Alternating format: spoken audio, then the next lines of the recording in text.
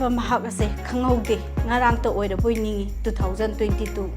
hauji aikhoina lairiba si ari anau ani gi langdai dani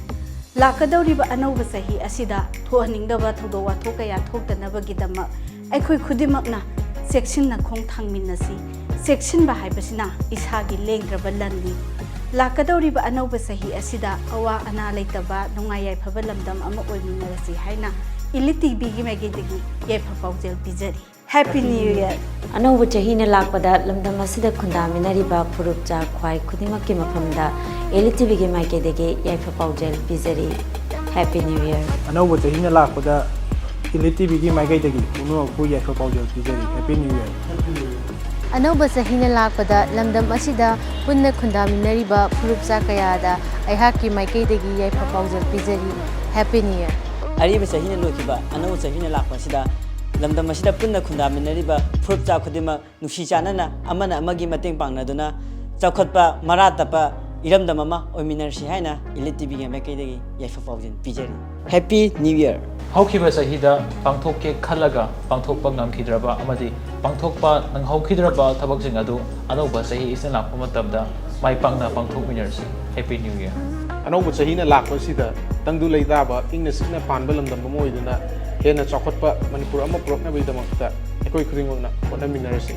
Happy New Year Ariba mana ken khaga anauba mayol songlapagum lakadori anauba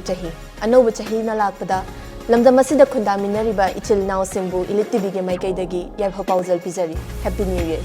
nungayai phaba watapadaba chawkhatpa lamdam ama oinaba thawni jabaga loinana yaifa paujal bijari With the coming of New Year 2023, I wish all the viewers of ELITETV a very happy New Year. A new year is like a blank slate and a book that you can write all by yourself. It has 12 chapters and 365 pages. So my wish for you is that you write the most beautiful story that you can ever possibly write. So Happy New Year and thank you all for watching ELITETV.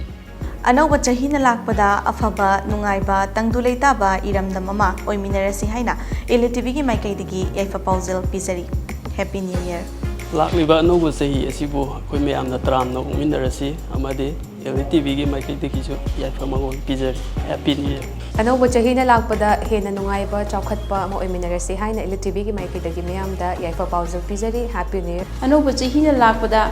tangdu leitaba nungayai phaba ingna chingna panba iramdam Manipur ama oiminarasi haiba yaifa paujel bijari Happy New Year Happy New Year 2023. May this coming year bless you with peace, love and happiness.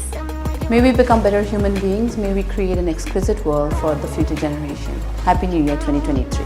More laughter, less sorrows, more kindness, less hatred. Wishing everyone a Happy New Year 2023.